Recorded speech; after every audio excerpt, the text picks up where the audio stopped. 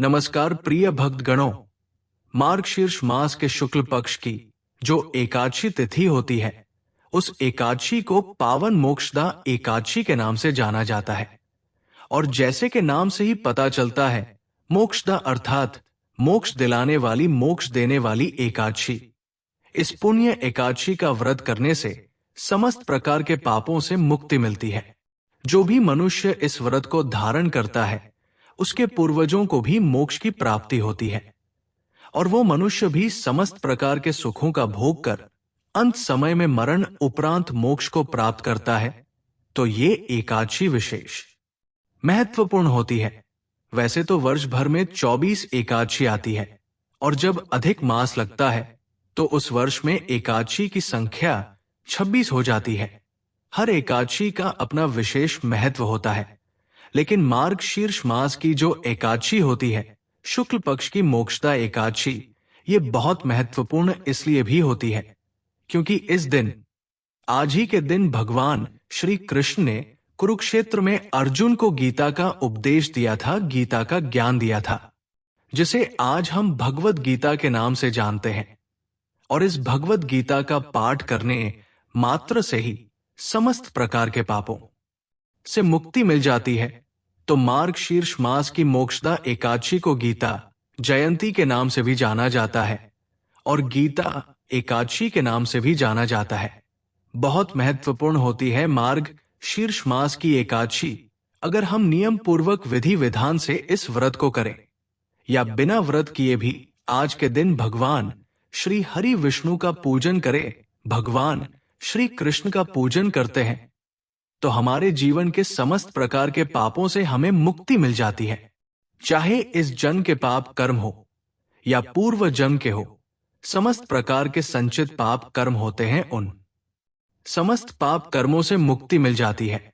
दोस्तों, आज के वीडियो में मैं आप सभी से बात करने वाला हूं मोक्षदा एकादशी व्रत के बारे में कि मोक्षदा एकादशी का व्रत हमें कब करना है, एकादशी तिथि कब प्रारंभ होगी, कब समाप्त होगी और पारण का शुभ समय क्या होगा, यानी व्रत खोलने का समय क्या होगा। के साथ ही आज के दिन हम किस प्रकार से भगवान श्री हरि विष्णु का पूजन करें, कौन से विशेष उपाय करें जिससे कि समस्त प्रकार के पापों से मुक्ति मिले और जो भी हमारे मन की कामना हो, जिस भी कामना से हम ये व्रत धारण कर रहे हैं या भगवान श्री हरि विष्णु का पूजन कर रहे हैं, बिना व्रत के भी अगर आप इस उपाय को करते हैं तो आपके जीवन की समस्त प्रकार की बाधाएं दूर होंगी, पापों से मुक्ति मिलती है और समस्त प्रकार की कामनाएं पूर्ण होती है।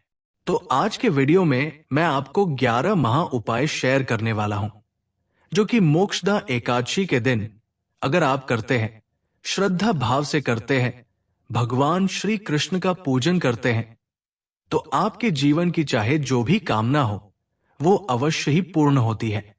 क्योंकि मोक्षदा एकादशी का दिन जो होता है, ये तिथि बहुत ही पवित्र, बहुत ही पावन मानी गई है। इस दिन किया गया एक छोटा सा भी उपाय, एक छोटा सा भी पूजा का जो फल होता है, वो हमें बहुत ही शीघ्र प्राप्त होता है और कई जन्मों तक हमें इसका फल प्राप्त होता है और शीघ्र ही हमारी मनोकामनाएं को पूर्ण करने वाला होता है। तो वीडियो को पूरा जरूर देखिए और अगर आपको आज की वीडियो अच्छा लगे तो लाइक भी जरूर कीजिए। अगर अभी तक आपने चैनल को सब्सक्राइब नहीं किया है तो आज की वीडियो अगर आपको अच्छी लगे तो दूरदृष्टि ज्ञान चैनल को सब्सक्राइब कर लीजिए और बेल बटन को भी प्रेस कर लीजिए। आइए सबसे पहले जानते हैं एकादशी की पूजा आपको कैसे करनी है और मोक्षदा एकादशी इतनी खास क्यों होती है। फिर उसके बाद जानेंगे मोक्षदा एकादशी कब है। तो मोक्षदा एकादशी के दिन आप जब व्रत रखें तो सुबह जल्दी उठकर घर की साफ सफाई करके स्नान करें और इस दिन भगवान विष्णु का पूजन पीले रंग की सामग्रियों से जरूर करें। भगवान को स्नान कराकर पीला चंदन लगाएं, पीले वस्त्र अर्पित करें, पीले पुष्प अर्पित करें और पीले ही रंग के फल या पीले मिठाइयों का भोग भगवान को आज के दिन लगाना चाहिए, जो कि इस दिन को गीता जयंती के रूप में भी मनाया जाता है। तो आप भगवत गीता की पुस्तक का पूजन भी आज के दिन करें। भगवत गीता का पाठ करें और यदि संभव हो तो भगवत गीता की पुस्तकों का दान ऐसे लोगों को करें जो इन पुस्तकों को पढ़ने में समर्थ हो। इन पुस्तक के प्रति लोगों के मन में श्रद्धा हो। आप मंदिर में भागवत गीता की पुस्तक का दान कर सकते हैं। ध्यान रखें, कभी भी अयोग्य व्यक्तियों को धार्मिक पुस्तकों का दान नहीं करना चाहिए। यदि आप ऐसा करते हैं तो उसका दोष आपको लग सकता है। सुबह को धूप दीप जलाकर भगवान विष्णु के मंत्रों का जाप करें। ओम नमो भगवते वासुदेवाय नमः, ओम श्री विष्णवे नमः या फिर हरे रामा हरे कृष्णा मंत्र का जाप भी आप सच्चे मन से कर सकते हैं। साथ में मां लक्ष्मी जी का पूजन करें। भगवान श्री कृष्ण का पूजन आज के दिन करें। व्रत की कथा पढ़े सुने और अपना व्रत प्रारंभ करें। सुबह को आप केवल फलों का ही भोग भगवान को लगाएं। इसके अलावा आप मेवों का भोग भी भगवान को अर्पित कर सकते हैं। दिन भर उपवास रखें। शाम के समय एक बार फिर से विधि विधान से पूजा करें। भगवान को आप दोनों ही समय भोग लगाएं और साथ में तुलसी पत्र जरूर रखें। अगले दिन शुभ मुहूर्त में व्रत का पारण करने से पहले पूजन करें। दान की सामग्रियों का पूजन करें और अपनी सामर्थ्य के अनुसार, जैसी आपकी श्रद्धा सामर्थ हो, उसके अनुसार मौसमी वस्त्रों का, मौसमी फलों का दान करें। पीली वस्तुओं का दान करें और व्रत का पारण तुलसी पत्र और जल से ही आप करें, सबसे शुभ माना जाता है। जो लोग व्रत का पारण करते समय तुलसी पत्र मुख में रखते हैं, उनके सभी पापों का नाश हो जाता है और उनका व्रत भी भगवान विष्णु स्वीकार करते हैं। तुलसी पत्र के अलावा भगवान विष्णु को बेर आंवले भी अर्पित कर सकते हैं। एकादशी और द्वादशी तिथि के दिन घर में शुद्ध सात्विक भोजन बने। एकादशी के दिन चावल का प्रयोग नहीं किया जाता है। महिलाओं को इस दिन सर से स्नान नहीं करना चाहिए। एकादशी के दिन तुलसी जी में जल अर्पित नहीं किया जाता है। आइए अब जानते हैं एकादशी की तिथि कब प्रारंभ होगी, कब समाप्त होगी और व्रत हमें किस दिन करना है। मोक्षदा एकादशी व्रत के सभी शुभ मुहूर्त पारण समय के बारे में। एकादशी तिथि प्रारंभ समय 10 दिसंबर 2024 दिन मंगलवार रात्रि 3:44 यानी कि 11 नवंबर की सुबह 3:44 से एकादशी तिथि शुरू है और एकादशी तिथि की समाप्ति 11 दिसंबर 2024 दिन बुधवार रात्रि 1:25 पर एकादशी तिथि की समाप्ति है। तो इस बार सूर्योदय व्यापिनी के अनुसार एकादशी का व्रत, जो कि 11 दिसंबर 2024 दिन बुधवार को सभी भक्तजन एकादशी व्रत धारण करेंगे और व्रत का पारण, जो कि हरिवासर समाप्त होने के बाद किया जाता है। हरिवासर का समय द्वादशी तिथि का पहला चौथाई हिस्सा हरिवासर का होता है। तो द्वादशी तिथि की जो समाप्ति है वो 12 दिसंबर 2024 दिन गुरुवार को रात्रि 10:27 पे द्वादशी तिथि की समाप्ति है। तो व्रत का पारण 12 दिसंबर को सुबह 7:07 से सुबह 9:09 तक मोक्षदा एकादशी व्रत का पारण किया जाएगा। इस व्रत का पारण गौमूत्र से पारण, यानी कि गौमूत्र से व्रत का पारण है। यह संभव ना हो तो आप जल, फल या तुलसी दल से व्रत का पारण करें। 11 दिसंबर को ब्रह्मा मुहूर्त का समय सुबह 5:15 से सुबह 6:09 तक होगा। सूर्योदय का समय सुबह 6 और सूर्यास्त शाम 5:10 होगा। 11 दिसंबर को राहुकाल का समय सुबह 11:51 से दोपहर 1:10 तक होगा और 12 दिसंबर को दोपहर 1:11 से दोपहर 2 तक होगा। राहुकाल समय के दौरान कोई भी शुभ कार्य या नया कार्य नहीं करना चाहिए, इस बात का ध्यान रखें। नक्षत्र रेवती सुबह 11:13 तक होगा, उसके बाद अश्विनी नक्षत्र होगा। योग वरियान सुबह 6:28 तक, उसके बाद परीद योग होगा। 11 दिसंबर को रवि योग भी बन रहा है, जो कि सुबह 7:04 से सुबह 11:48 तक होगा। तो इस दिन भगवान का पूरे विधि विधान के साथ पूजन करे, कथा श्रवण करे, भगवान की आरती करें, पुरुषोक्त मंत्र आदि का पाठ या श्रवण करें, विष्णु सहस्त्र नाम आदि का पाठ या श्रवण करे तो ये बड़ा ही पुण्य फलदायी होता है। दोस्तों, अब बात करते हैं कि आज हम कौन से विशेष उपाय करें जिससे कि हमारे मन की समस्त कामनाएं पूर्ण हो जाएं। और अगर हम व्रत करते हैं तो भी भगवान श्री हरि विष्णु की कृपा हमें प्राप्त हो। और बिना व्रत किए भी अगर हम भगवान श्री हरि विष्णु का पूजन करते हैं, पूरे श्रद्धा भाव से इस उपाय को करते हैं, तो निश्चित ही भगवान श्री हरि विष्णु की असीम कृपा हमें प्राप्त होती है और हमारे मन की समस्त कामनाएं पूर्ण होती है। दोस्तों, मोक्षदा एकादशी को गीता जयंती या गीता एकादशी के नाम से भी जाना जाता है, इसलिए आज के दिन भगवत गीता का पाठ करना बहुत ही श्रेष्ठ माना जाता है। भगवत गीता का पाठ अगर आप आज प्रारंभ करना चाहते हैं, जैसे कि बहुत समय से आप सोच रहे हो भगवत गीता का पाठ करना है और नहीं कर पा रहे हो, तो आज से आप इस पाठ को करना प्रारंभ कर सकते हैं। प्रतिदिन आप भगवत गीता का पाठ करेंगे और अगर आप आज पूरा भगवत गीता का पाठ करते हैं तो इससे आपके मन की समस्त कामनाएं पूर्ण होती है। अगर आप पूरा नहीं कर पाते हैं तो जितना भी संभव हो एक अध्याय या 2 अध्याय आज आपको भगवत गीता का पाठ अवश्य करना चाहिए।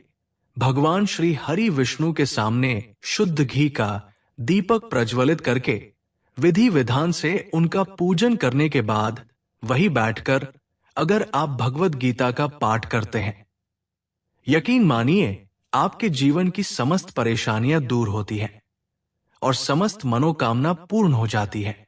अगला जो आपको उपाय करना है वो भगवान श्री हरि विष्णु के पूजन के दौरान, जब भगवान श्री विष्णु का आप विधि विधान से पूजन करते हैं, वहीं पर आपको थोड़े से पीले फल अर्पित करनी है और इसके साथ ही कुछ अनाज अर्पित कर दीजिए। गरीबों को दान करना है। ये इन चीजों का तो कुछ पीले वस्त्र भी अर्पित कर सकते हैं, पीले फल, पीले मिठाई अर्पित करें और पूजा के बाद यानी कि अगले दिन एकादशी के दिन पूजा करें और द्वादशी के दिन ये फल, अनाज और वस्त्र जो आपने अर्पित किए हैं, कुछ धन के बाद यानी कि अगले दिन एकादशी के दिन पूजा करें और द्वादशी के दिन ये फल, अनाज और वस्त्र जो आपने अर्पित किए हैं, कुछ धन के साथ आप किसी गरीब को दान कर सकते हैं, किसी गरीब ब्राह्मण को दान कर सकते हैं या फिर किसी जरूरतमंद को भी दे सकते हैं। दोस्तों, आज के दिन भगवान श्री हरि विष्णु की जब हम पूजा करते हैं तो साक्षात स्वरूप में पीपल को माना जाता है। श्री कृष्ण का स्वरूप माना जाता है पीपल को, जैसा कि भगवान श्री कृष्ण कहते हैं, वृक्षों में मैं पीपल हूं, तो पीपल की पूजा करने से साक्षात श्री हरि विष्णु का पूजन हो जाता है। तो आज के दिन प्रातः काल पीपल में जल अर्पित करें, वहां दीप दान करें, भगवान श्री विष्णु के नाम का मंत्र का पीपल के नीचे बैठकर ही, पीपल की छाया में बैठकर अगर आप जप करते हैं या भगवत गीता का पाठ करते हैं, विष्णु सहस्त्र नाम का पाठ करते हैं, तो इससे आपके पितरों की आत्मा को शांति मिलती है, पितरों को मोक्ष मिलता है और भगवान श्री विष्णु की कृपा से आपके जीवन में सुख समृद्धि की प्राप्ति होती है, समस्त कामनाएं पूर्ण होती है। दोस्तों, मोक्षदा एकादशी के दिन तुलसी की पूजा अवश्य करनी चाहिए। वैसे भी प्रतिदिन तुलसी पूजा करनी चाहिए, पर जब हम एकादशी के दिन तुलसी की पूजा करते हैं को विशेष रूप से भगवान श्री हरि विष्णु और मां लक्ष्मी की हमें कृपा प्राप्त होती है। तो तुलसी के पौधे के पास आपको शाम के समय दीप दान करना है। आप शुद्ध घी का दीपक प्रज्वलित करें और कम से कम 11 परिक्रमा तुलसी की करें। कई लोगों का प्रश्न आता है कि तुलसी के पास परिक्रमा की जगह नहीं है तो किस प्रकार से परिक्रमा करें। तो दोस्तों, एक ही जगह पर जहां पर आपने खड़े होकर मां तुलसी को दीप दान किया है, मंत्र जप किया है, उसी जगह पर खड़े होकर आप क्लॉकवाइज परिक्रमा कर सकते हैं। 7 बार 11 बार अपनी इच्छा के अनुसार, जिस प्रकार से हम सूर्यदेव को अर्घ्य देते हैं और जल अर्पित करने के बाद परिक्रमा करते हैं, उसी प्रकार से आपको तुलसी के सामने भी परिक्रमा करनी चाहिए। अगर जगह नहीं है आपके पास परिक्रमा की, तो तुलसी पूजा आप विशेष रूप से आप करें और तुलसी में पीले पुष्प अर्पित करें, लाल पुष्प अर्पित करें। विधि विधान से आप तुलसी की पूजा करने के बाद तुलसी चौधरी या तुलसी नामा अष्टक का पाठ करते हैं या भगवत गीता के श्लोक का पाठ करते हैं, तो इससे आपके मन की जो भी कामना हो, मां तुलसी की कृपा से वो अवश्य पूर्ण होती है। दोस्तों, मोक्षदा एकादशी के दिन भगवान श्री हरि विष्णु को जो भोग अर्पित करते हैं, अगर आप भोग स्वरूप मखाने की खीर का भोग अर्पित करें, उसमें थोड़ा सा केसर डालें और तुलसी दल के साथ अगर आप भगवान श्री हरि विष्णु को ये भोग अर्पित करते हैं, तो आपके मन की समस्त कामनाएं पूर्ण होती हैं, क्योंकि भगवान श्री हरि विष्णु को मखाने की खीर में अगर हम तुलसी जल डालकर अर्पित करते हैं, तो शास्त्रों के अनुसार मनुष्य की समस्त मनोकामनाएं पूर्ण हो जाती है। आज के दिन दोस्तों, भगवान श्री विष्णु का अभिषेक करना चाहिए। लेकिन जब आप अभिषेक करते हैं, अगर आपके घर में दक्षिणावर्ती शंख है, तो इस शंख में आपको थोड़ा सा कच्चा दूध और केसर डालकर और इसी शंख के द्वारा भगवान श्री हरि विष्णु का अभिषेक करना चाहिए। भगवान श्री हरि विष्णु का कोई भी स्वरूप आपके पास है, चाहे तो शालिग्राम की शिला हो या फिर भगवान श्री हरि विष्णु का चतुर्भुज स्वरूप हो, लड्डू गोपाल जी हो, जिस भी स्वरूप की आप पूजा करते हैं, उनका अभिषेक अगर आप विधान से करते हैं, उन्हें पीले वस्त्र अर्पित करें, उसके बाद से आप उन्हें श्रृंगार अर्पित करें, पीले पुष्पों से उनकी पूजा करें। भगवान श्री हरि विष्णु को जो भोग अर्पित करते हैं, हमेशा उसमें तुलसी दल अवश्य अर्पित करें और शुद्ध घी का दीपक प्रज्वलित करके भगवान श्री हरि विष्णु के सामने बैठकर आप अगर तुलसी की माला से ओम नमो भगवते वासुदेवाय नमः इस मंत्र का जप करते हैं, तो इस व्रत का संपूर्ण फल तो आपको प्राप्त होता ही है। भगवान श्री विष्णु की असीम कृपा आपको प्राप्त होती है और आपके मन की चाहे जो भी कामना हो, भगवान श्री कृष्ण की कृपा से वो अवश्य पूर्ण होती है। दोस्तों, श्री विष्णु की जब हम पूजा करते हैं, तो मां लक्ष्मी के साथ करनी चाहिए। संयुक्त रूप से श्री हरि विष्णु और मां लक्ष्मी की आराधना करने से घर में सुख समृद्धि आती है, दाम्पत्य जीवन मधुर रहता है, परिवार के सभी सदस्यों के बीच प्रेम बना रहता है और श्री हरि विष्णु सहित मां लक्ष्मी की हम जब पूजा करते हैं, तो गरुड़ वाहिनी लक्ष्मी हमारे घर में वास करती है, जो कि कभी भी हमारे घर से नहीं जाती है। हमेशा हमारे घर में धन संपदा भरी रहती है। इसलिए आज विधि विधान से भगवान श्री विष्णु का पूजन करें, उनके सामने कुछ पैसे अर्पित करें। आप 21 रुपए या 51 या फिर आप 11 रुपए अर्पित कर दीजिए और जब पूजा पूर्ण हो जाती है आपकी, तो उसके बाद एक पीले या लाल कपड़े में बांधकर या आप अपने धन रखने के स्थान पर रखते हैं, तो जीवन पर्यंत आपको धन का अभाव नहीं होता। तो ये उपाय आप एकादशी पर जरूर करें। और धन प्राप्ति के लिए एक बहुत ही विशेष उपाय और भी है कि आज आपको भगवान श्री विष्णु की पूजा में पान के पत्ते अर्पित करनी है। पान का पत्ता खंडित नहीं होना चाहिए, बिल्कुल शुद्ध साफ सुथरा पान का पत्ता हो। उस पर आपको कुमकुम से श्रीम लिखना है, जो मां लक्ष्मी का बीज मंत्र है, श्री। ये मंत्र आपको उस पत्ते पर लिख देना है और उसके बाद आप वही बैठकर भगवान श्री विष्णु के नाम का मंत्र का जप करें, मां लक्ष्मी के मंत्र का जप करें। आज दिन कनक धारा स्तोत्र या श्री सूक्त का पाठ अगर आप करते हैं, तो मां लक्ष्मी की अपार कृपा आपको प्राप्त होती है। जब आपकी पूजा पूर्ण हो जाती है, तब आप ये पान का पत्ता आप अपने धन रखने के स्थान पर रखें, जहां पर भी आप पैसा रुपया संचित करते हैं।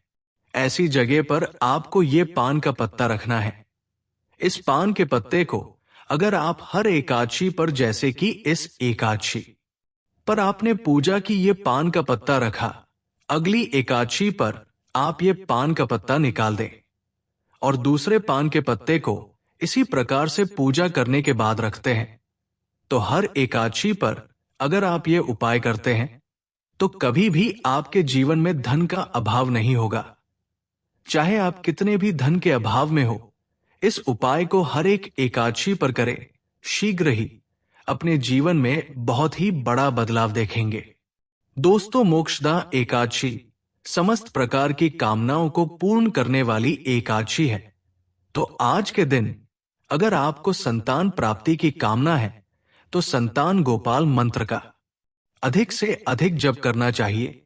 आज के दिन लड्डू गोपाल जी की पूजा करें। भगवान श्री हरि विष्णु का जो बाल स्वरूप होता है लड्डू गोपाल जी, उनके विग्रह की, उनकी प्रतिमा की विधि विधान से पूजा कीजिए। पीले वस्त्र अर्पित करें, पीले फूलों से उनकी पूजा करें और भगवान श्री हरि विष्णु के सामने शुद्ध घी का दीपक प्रज्वलित करके उसके बाद वही बैठकर आप संतान गोपाल मंत्र का जप करें। संतान गोपाल मंत्र है, ओम देव की सुध गोविंद वासुदेव जगत ते देहि में तने कृष्णम तो हम शरणम गति।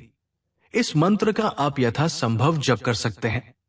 आज से प्रारंभ करके हर रोज, मतलब आप इस मंत्र का जप करते हैं तो शीघ्र ही भगवान श्री कृष्ण की कृपा से आपके घर में लड्डू गोपाल स्वरूप में बालक का आगमन होता है, योग्य और उत्तम संतान की प्राप्ति होती है।